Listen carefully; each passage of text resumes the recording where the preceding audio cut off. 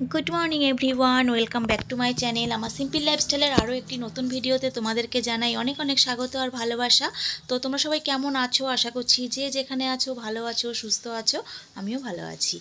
तो देखतेई पाच्छो छेले एकदम रेडी स्कुले जाওয়ার জন্য। टाना एक सप्ताह पर स्कुले जाच्छे, कारण गत सप्ताहे स्कुल माने परीक्षा शेष हयेछे, स्कुल बोलछि परीक्षा शेष हयेछे। तो दुटो दिन छिलो, सोमवार परीक्षा शेष हयेछे और दुटो तीनटे दिन माझखाने छिलो। तो देड़टाय छुट्टी होच्छिलो ओई जोन्नो आर पाठाइनि। तारपरे तो स्वाधीनता दिवस छिलो, तारपरे तोमार कि बोलबो जन्माष्टमी छिलो, तारपरे এই করে আর কি ওই সপ্তাহটা স্কুলে পাঠানো হয়নি, ছুটি ছুটিই গেছে।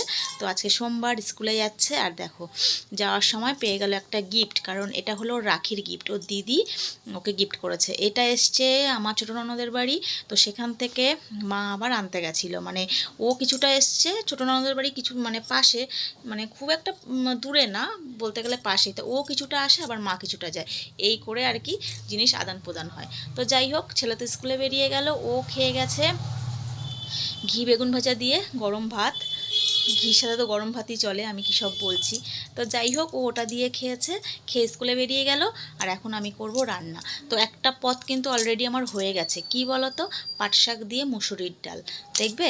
তো চলো তোমাদেরকে দেখাই পাট। আর আমার জানো তো এই ডালটা খেতে খুব ভালো লাগে। বাড়িতে বিয়ের আগে আমাদের বাড়িতে এই সমস্ত, এই যে এগুলো হলো অ্যাকচুয়ালি বাঙাল বাড়ির খাবার।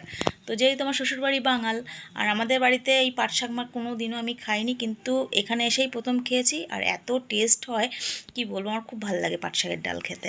তো যাই হোক, ওদের মতনই করে রান্না করে ফেলেছি। ওদের রান্নাটাই আমি একদম আমার আয়ত্তে নিয়ে নিয়েছি, আমিও বেশ এখন ভালোই রান্না করতে পারি। তো যাই হোক, আর এনেছে দেখো চিকেন। তো চিকেনের জন্য সমস্ত কিছু দেখতেই পেলে, আমি আলু পেঁয়াজ আদা রসুন যা যা লাগে সব কেটে কুটে ধুয়ে নিয়েছি।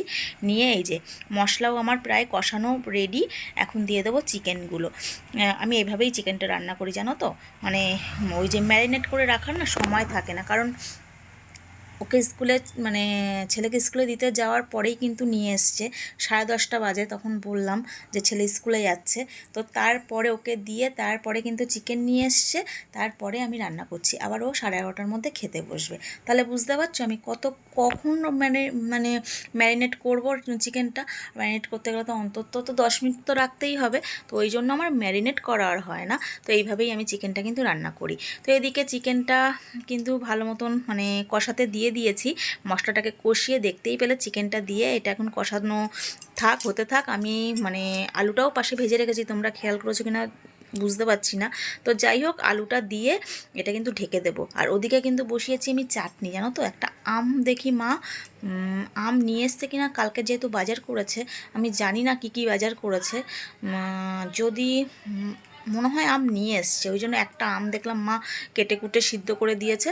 তো আমি এই দেখো এখন ফোড়নে দিয়ে দিলাম। আর ওই বাটিটার মধ্যে না একটু জল ছিল, আমি না বুঝতে পারিনি জানো তো। আর যেই তেল দিয়েছি, বাবা কি অবস্থা!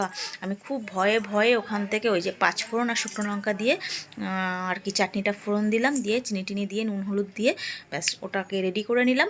ফুটলেই হয়ে যায়। আর সেই ফাঁকে আমি চলে এসেছি দেখো বাসন গোছাতে। এগুলো সব কালকে রাতের মেজে রাখা বাসন, সাথে সকালেও কিছু বাসন আমি মেজে রেখেছিলাম, মেজে উপর করা ছিল গামলাটার মধ্যে। তো সেগুলোই এখন তাকে সুন্দর করে গুছিয়ে নিচ্ছি।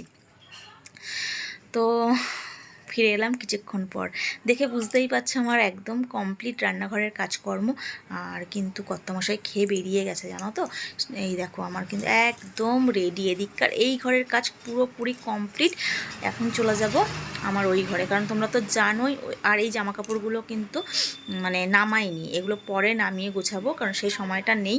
কারণ আজকে প্রচুর কাজ আছে, কারণ বালিশ কাঁথা সব দিয়েছি রোদে, কারণ বৃষ্টি বৃষ্টি ওয়েদার, তো একটুখানি বৃষ্টি বৃষ্টি ওয়েদার থাকলে বালিশ কাঁথাগুলো কেমন জানি ড্যাম্প পড়ে যায়, মানে কেমন জানি ভেজা ভেজা লাগে আমার কাছে। ওই জন্য আজকে খুব কড়া একটা রোদ আছে, সব দেখো টালির চালে দিয়ে দিয়েছি।